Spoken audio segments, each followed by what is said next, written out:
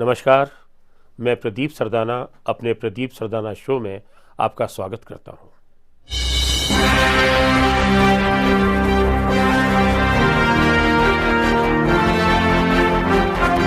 आज हम बात करेंगे दिल्ली के भावी मुख्यमंत्री की। इन दिनों जो सबसे बड़ा सवाल बना हुआ है वह यही है और लोगों की उत्सुकता भी है कि जब दिल्ली में 27 साल बाद भाजपा ने प्रचंड बहुमत से अपनी वापसी की है तो दिल्ली का मुख्यमंत्री कौन होगा। पिछले 10 साल में केजरीवाल के मुख्यमंत्री काल में दिल्ली जिस तरह बद से बदतर हुई है वह काफ़ी सोचनीय है और काफ़ी दुखदायी है। इसलिए अब दिल्ली को एक ऐसा मुख्यमंत्री चाहिए जो दिल्ली की तस्वीर बदल दे और जल्द से जल्द इतने काम हों कि जो इतनी सारी समस्याएं पिछले दिनों हुई हैं और दिल्ली जो इतना पीछे हुई है वो दूर हो जाए। और प्रधानमंत्री नरेंद्र मोदी ने अपनी सभाओं में, अपनी रैलियों में चुनाव के दौरान जो बिल्कुल साफ किया कि वे दिल्ली को बिल्कुल अपने एक परिवार की तरह रखेंगे। उनको देश ने मौका दिया लेकिन दिल्ली ने मौका नहीं दिया। इस सदी के 25 साल दिल्ली ने कांग्रेस को दे दिए, उसके बाद आम आदमी पार्टी को दे दिए, लेकिन भाजपा को मौका नहीं दिया। इसलिए उन्होंने गारंटी दी कि मैं दिल्ली को एक बहुत अच्छा शहर बनाऊंगा और जो यहाँ जो कमियां हैं उनको ठीक करेंगे और दिल्ली एक आदर्श और उच्च स्तरीय राजधानी बनेगी।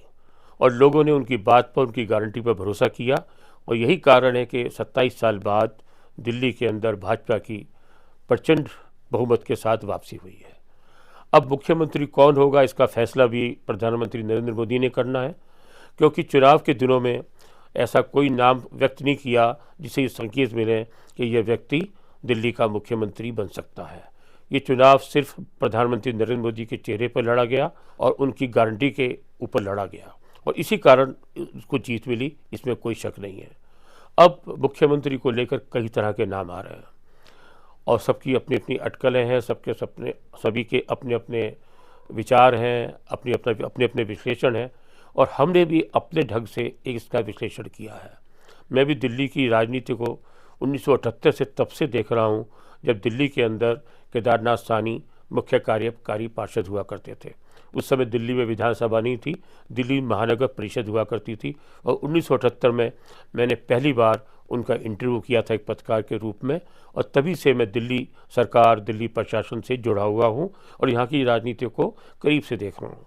हालांकि पिछले 10 सालों में जिस तरह यहाँ की राजनीति खराब हुई, जिस तरह का शासन प्रशासन खराब हुआ, वो बहुत ही दुखदायी है और उससे दिल्ली निश्चय ही पिछड़ गई है। इसलिए अब दिल्ली को एक ऐसा मुख्यमंत्री चाहिए जो दिल्ली की तस्वीर जल्दी से जल्दी बदल सके और यहाँ जिस तरह के कष्ट जनता ने सहे हैं, गंदे पानी को लेकर, गंदी यमुना को लेकर, प्रदूषण को लेकर, गंदी नालियाँ, सफाई को लेकर और भी बहुत सारी चीज़ों को लेकर, तो वो सब दूर हो सके। अब प्रधानमंत्री इसको लेकर पूरी तरह इसलिए बहुत ज़्यादा मंथन कर रहे हैं कि एक ऐसा मुख्यमंत्री बनाया जाए जो बहुत कर्मठ हो, दिन रात मेहनत करे, उसकी छवि अच्छी हो, ईमानदार हो। तो इसलिए बहुत सारे नाम की चर्चा है, लेकिन जहाँ तक मैं समझता हूँ अभी का जो स्थिति है उसके अंदर 2 नाम सबसे ऊपर हैं।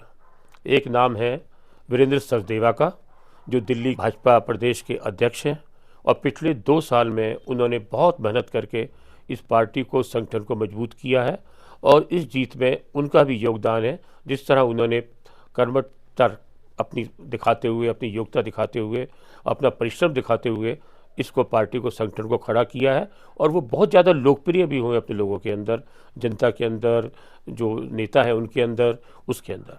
और एक दूसरा नाम है विजेंद्र गुप्ता का। विजेंद्र गुप्ता जो रोहिणी से विधायक हैं और तीसरी बार विधायक चुने गए हैं। वो पहले पार्षद भी रह चुके हैं और दिल्ली प्रदेश भाजपा के अध्यक्ष भी रह चुके हैं और विधानसभा के अंदर विपक्ष के नेता भी रहे। तो इसलिए 2 नाम सबसे ऊपर हैं, एक है वीरेंद्र सचदेवा का और दूसरा है विजेंद्र गुप्ता का। और जो वीरेंद्र सचदेवा हैं या विजेंद्र गुप्ता हैं, दोनों ही अपनी अपनी जगह, उनके अपनी अपनी गुण हैं, अपनी अपनी विशेषता हैं। जब पिछली बार महाराष्ट्र में चुनाव हुए थे तो प्रधानमंत्री नरेंद्र मोदी ने कहा था कि देश में नरेंद्र तो महाराष्ट्र में देवेंद्र। हालांकि उस समय तो उनका ये सपना पूरा नहीं हो सका, लेकिन अभी जो चुनाव हुए उसमें उनका वो सपना पूरा हो गया है और अब देश में नरेंद्र हैं तो महाराष्ट्र में देवेंद्र मुख्यमंत्री हैं। इसी तरह गुजरात के अंदर भी उन्होंने कहा था चुनावों में उस दौरान कि देश में नरेंद्र तो गुजरात में भूपेंद्र, और वहाँ भी भूपेंद्र मुख्यमंत्री बन चुके हैं। अब ये तो हो गया, गुजरात के अंदर भूपेंद्र हो गए और महाराष्ट्र के अंदर देवेंद्र फडणवीस हो गए। हालांकि दिल्ली में उन्होंने ये स्लोगन नहीं दिया कि देश में नरेंद्र तो दिल्ली में वीरेंद्र या विजेंद्र, ऐसा कुछ नहीं कहा। लेकिन देखा जाए तो ये दोनों नाम इस तर्ज पर इनका जो स्लोगन है वो फिट बैठते हैं, वीरेंद्र सचदेवा का भी और विजेंद्र गुप्ता का भी। हालांकि वीरेंद्र सचदेवा ने चुनाव नहीं लड़ा दिल्ली का, विधानसभा का, वो सिर्फ अध्यक्ष के रूप में कार्य करते रहे और पूरी दिल्ली को उन्होंने उसको इस तरह देखा। लेकिन विजेंद्र गुप्ता, क्योंकि आपको बताया जिस तरह तीसरी बार विधानसभा के अंदर बने, उन्होंने बहुत संघर्ष किया दिल्ली के लिए। तो इसलिए अगर सिर्फ विधायकों के अंदर, जिस तरह अभी जो ताज़ा खबर आ रही है कि जो चुनाव होगा वो विधायक के अंदर होगा, तो विजेंद्र गुप्ता का नाम सबसे ऊपर आता है। नहीं तो वीरेंद्र सचदेवा का नाम अगर विधायक में नहीं लेते हैं तो उनका नाम सबसे ऊपर है। तो ये दो नाम तो मैं सबसे पहले बताऊंगा कि ये दो नाम सबसे ऊपर चल रहे हैं।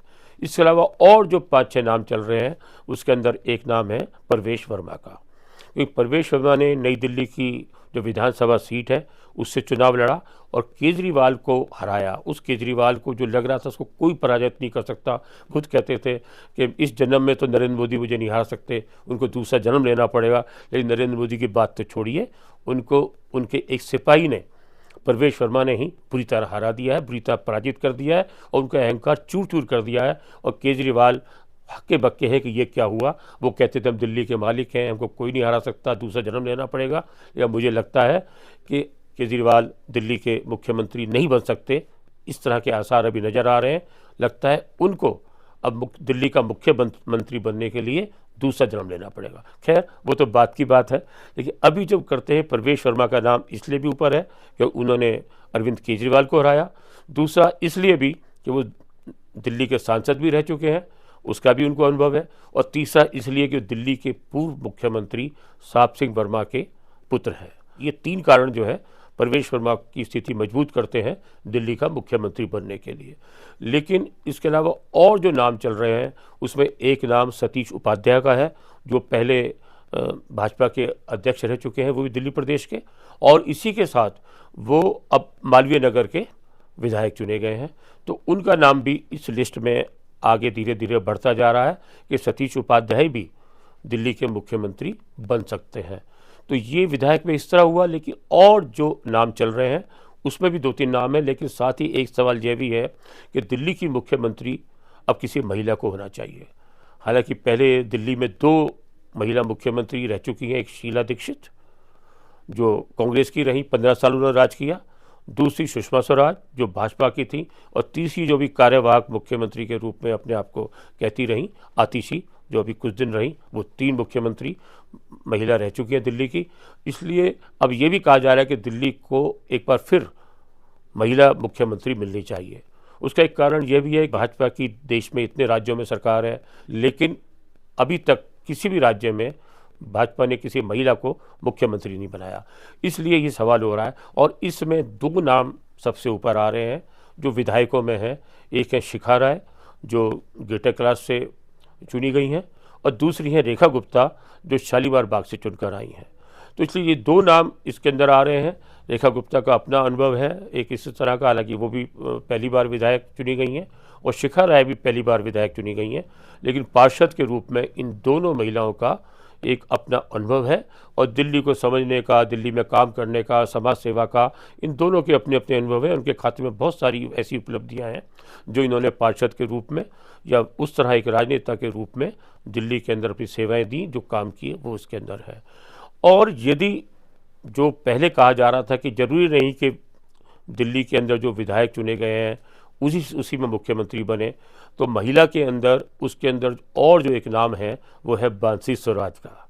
उनकी माता श्री सुषमा स्वराज भी कुछ दिन के लिए, लगभग 2 महीने के लिए दिल्ली की मुख्यमंत्री रही, लेकिन वैसे केंद्रीय मंत्री के रूप में और जो दिग्गज भाजपा की नेत्री के रूप में उनका बहुत बड़ा नाम है, इसमें कोई शक नहीं। तो सुषमा स्वराज की पुत्री बांसी स्वराज का भी इसके अंदर नाम है। और एक और सांसद का भी नाम काफ़ी तेज़ी से ऊपर चल रहा है, वो है मनोज तिवारी का। मनोज तिवारी तीसरी बार सांसद चुने गए हैं, और उसके अंदर इसके अलावा जो उनका एक और वो है कि वो पूर्वांचल से है, और जब प्रधानमंत्री नरेंद्र मोदी ने अपना जो विजय संबोधन किया 8 तारीख को चुनाव परिणाम आने के बाद भाजपा मुख्यालय से, उन्होंने पूर्वांचल की बहुत बात की और 2-3 बार जिक्र किया कि पूर्वांचल का जो रोल है, पूर्वांचल की जो महत्व है वो दिल्ली में काफ़ी है। तो उसको देखते हुए भी उनका नाम ऊपर आ सकता है। सांसद हैं लेकिन उनको भी मुख्यमंत्री के रूप में भाजपा उतार सकती है। इसके अलावा चुनाव अभियान के अंदर जो एक गीत सबसे ज़्यादा चला कि बहाने नहीं बदलाव चाहिए, दिल्ली में भाजपा सरकार चाहिए, तो ये जो गाना ये भी बहुत लोकप्रिय हुआ और इस गाने ने भी लोगों के अंदर जोश भरा भाजपा को वापसी लाने के लिए। और मनोज तिवारी यूँ भी एक सांसद के रूप में बहुत ही सफल सांसद रहे हैं और धीरे धीरे बहुत परिपक्व होते जा रहे हैं, बहुत समझदार होते जा रहे हैं और उन्होंने काफ़ी काम किया है। कोरोना काल में भी उन्होंने बहुत काम किया, बाद में बहुत काम किया और अपने क्षेत्र का भी उन्होंने बहुत विकास किया है। तो उनकी कर्मठता और योग्यता में भी किसी को कोई संदेह नहीं है। तो ये नाम इस तरह के सामने आ रहे हैं।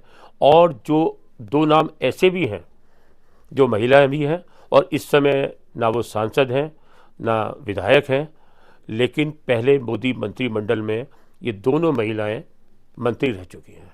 इनमें एक नाम है स्मृति ईरानी का और दूसरा नाम है मीनाक्षी लेखी का। मीनाक्षी लेखी और स्मृति ईरानी है, दोनों दिल्ली से जुड़ी रही। मीनाक्षी लेखी तो दिल्ली के साथ लगातार इतने उसमें जुड़ी रही और नई दिल्ली से सांसद भी रही। तो उनका भी एक अपना एक वो है और दिल्ली की अपना मंत्री के रूप में उन्होंने काफ़ी अच्छे काम किए सांसद के रूप में और दिल्ली की उनको बहुत समझ है, चप्पे चप्पे की समझ है, काफ़ी देखा है। भाजपा की पहले प्रवक्ता भी रह चुकी हैं।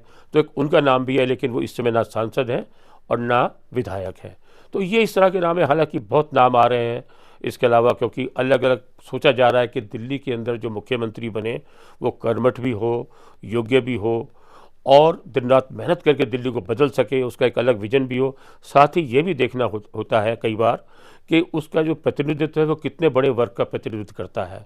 पंजाबी है, जाट है, ब्राह्मण है, पूर्वांचल से है। हालांकि क्योंकि अब चुनाव हो चुके हैं और इसका कोई इतना महत्व नहीं है, किसी भी क्षेत्र का, किसी भी वर्ग का कोई भी व्यक्ति मुख्यमंत्री बना दिया जाए तो उससे कोई फ़र्क नहीं पड़ेगा, क्योंकि जब एक बार चुनाव हो चुके हैं, चुनाव परिणाम आ चुके हैं, तो वो किस वर्ग का प्रतिनिधित्व करता है इससे फ़र्क नहीं पड़ेगा।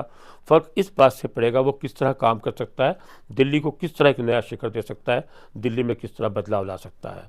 इस तरह इसके अंदर 3 और विधायकों के नाम भी चल रहे हैं, धीरे धीरे रेंग रहे हैं कह सकते हैं या बढ़ रहे हैं। उसमें एक नाम है मोहन सिंह बिष्ट, दूसरा नाम है आशीष सूद और तीसरा नाम है मनिंदर सिंह सिरसा का। तो ये 3 नाम भी इसमें धीरे धीरे आगे बढ़ रहे हैं। और एक और नाम भी जो कुछ दिनों से लगातार चर्चा में है, चुनाव से पहले भी चर्चा में था, वो है अनुराग ठाकुर का, जो इस समय सांसद है हिमाचल से और पहले केंद्रीय मंत्री के रूप में, सूचना प्रसारण मंत्री के रूप में भी बहुत अच्छा काम कर चुके हैं। लेकिन इस समय वो केंद्र में मंत्री नहीं है, लेकिन हिमाचल से सांसद हैं। हालांकि वो हिमाचल से हैं, दिल्ली से उनका इस तरह का सीधा रिश्ता नहीं है, लेकिन दिल्ली चुनाव के अंदर जिस तरह उन्होंने लगातार काम किया, उनको नई नई जिम्मेदारियाँ दी गई, जिस तरह उन्होंने सभाओं को संबोधित किया और जिस तरह सबको एक सूत्र में पिरोने की कोशिश की, इससे उनका नाम काफ़ी महत्व है कि दिल्ली से प्रधानमंत्री मोदी ने और जो भाजपा राष्ट्रीय अध्यक्ष हैं नड्डा जी, उन्होंने ख़ास तौर से अनुराग ठाकुर को दिल्ली से बहुत ज़्यादा जोड़ा और बहुत ज़्यादा सक्रिय किया। उन्होंने बहुत सभाएँ की और क्योंकि वो इतने योग्य हैं और वो केंद्र में मंत्री भी नहीं हैं और दिल्ली में इस तरह उनकी जो भूमिका अगर उनको मिले तो उनकी काबिलियत जो है उसके अंदर आ सकती है। वो मेहनती भी है, परिश्रमी भी हैं, तो वो भी हो सकते हैं। तो अब इसके अंदर 3 चीज़ें सामने आती हैं कि क्या अगर दिल्ली को एक महिला मुख्यमंत्री मिलेगी और यदि विधायक में से ही कोई चुना जाएगा तो उसके अंदर अगर महिला मुख्यमंत्री है तो उसके अंदर शिखा राय और रेखा गुप्ता 2 नाम सबसे ऊपर हैं। इन 2 में से कोई एक महिला दिल्ली की मुख्यमंत्री बन सकती है। और अगर सिर्फ विधायक में से ही चुना जाएगा तो विधायक के अंदर से जो विजेंद्र गुप्ता है उनका नाम सबसे ऊपर आता है, तो वो उसके अंदर मुख्यमंत्री हो सकते हैं। और अगर सांसद में से कोई चुना जाएगा जिस तरह है, तो ये 3 नाम हैं सांसदों में से, मनोज तिवारी का, बांसी स्वराज का और अनुराग ठाकुर का। तो इसमें मनोज तिवारी का नाम वैसे सबसे ऊपर आता है, लेकिन सवाल सबसे बड़ा यही है कि तीनों सांसदों में से किसी को चुना जाता है तो एक सांसद की सीट खाली हो जाएगी और वहाँ दोबारा चुनाव कराना पड़ेगा। और इसमें क्योंकि भाजपा पहले ही बहुमत से कम सीटें लेकर इस बार लोकसभा पहुंची है, तो उसमें एक एक सीट भाजपा के लिए बहुत महत्व है। हालांकि ये पक्का है कि इसमें से कोई भी अगर दोबारा किसी सीट पर चुनाव होता है तो वहाँ भाजपा अपना विजय रथ जो है वो दौड़ा सकती है, अपना पताका फहरा सकती है विजय की। लेकिन फिर भी भाजपा इस तरह का रिस्क लेना चाहेगी। वो ये विचार नहीं हो सकता है कि एक एक सीट जब महत्व की है तो भाजपा अपनी और सीट आगे बढ़ाने की सोच रही है, किस तरह लोकसभा के अंदर अपनी और स्थिति मजबूत की जाए, जहाँ भी चुनाव हो वहाँ और विजय प्राप्त की जाए। तो इसलिए सांसदों को वो मुख्यमंत्री बनाएंगे। इसमें इसलिए ये वाला सवाल जो सामने आता है, इससे लगता है कि जो ऑलरेडी सांसद हैं उसमें से किसी को मुख्यमंत्री बनाएंगे तो उसके लिए भाजपा को और भी विचार करना पड़ेगा। लेकिन अगर जो इस समय गैर सांसद हैं मीनाक्षी लेखी और स्मृति ईरानी, इनको बनाया जा सकता है और उसके बाद ये 6 महीने के अंदर कहीं से भी दिल्ली से चुनाव लड़ सकती हैं और उसके बाद किसी भी सुरक्षित सीट से। और इसी तरह जो भाजपा के अध्यक्ष हैं वीरेंद्र सचदेवा, वो भी 6 महीने बाद अगर उनको मुख्यमंत्री बनाते हैं 6 महीने के अंदर अंदर वो भी किसी सीट से चुनाव लड़कर विधानसभा पहुंच सकते हैं। और ये नाम सबसे ऊपर है। हर तरह से आपको बताया कि अगर खाली विधायकों में से चुना जाएगा तो अगर पुरुष में से चुना जाता है विजेंद्र गुप्ता का नाम सबसे ऊपर आता है। हालांकि ये बड़ी सीधी सी बात है, हम पहले भी देख चुके हैं इस चीज़ को। पहले उत्तर प्रदेश में भी हमने देखा कि योगी का नाम कहीं नहीं था, अचानक योगी आ गए और एक सफल मुख्यमंत्री साबित हुए। इसी तरह अभी हमने राजस्थान में भी देखा और मध्य प्रदेश में भी देखा और छत्तीसगढ़ में भी देखा। यहाँ भी अचानक कोई ऐसा नाम आया, यहाँ तक कि पहली बार चुने गए विधायक को भी प्रधानमंत्री ने जिम्मेदारी दी और उसको बखूबी संभाल रहे हैं, जो अभी तक का उनका लेखा जोखा है। इसलिए ये हमारा विश्लेषण है, आपको अलग तरीके से बताया। इन नामों में से ही कोई नाम होना चाहिए जो आपको बताया। विधायकों में से होगा तो विजेंद्र गुप्ता का नाम सबसे ऊपर है और अगर महिलाओं में से होगा तो रेखा गुप्ता और शिखा राय, 2 नाम इसके अंदर आते हैं। और अगर सांसदों में चुना जाता है तो मनोज तिवारी का नाम सबसे ऊपर आता है। तो इसलिए ये एक तस्वीर जो थी मेरे विश्लेषण से, ये मैंने आपके सामने प्रस्तुत की है। अगर आपको ये हमारा एपिसोड अच्छा लगा हो तो इसको लाइक करें, इस पर कमेंट्स करें, इसको शेयर करें और यदि आपने अभी तक हमारे चैनल को सब्सक्राइब नहीं किया तो इसको सब्सक्राइब भी कर लें। नमस्कार, धन्यवाद, जय हिंद।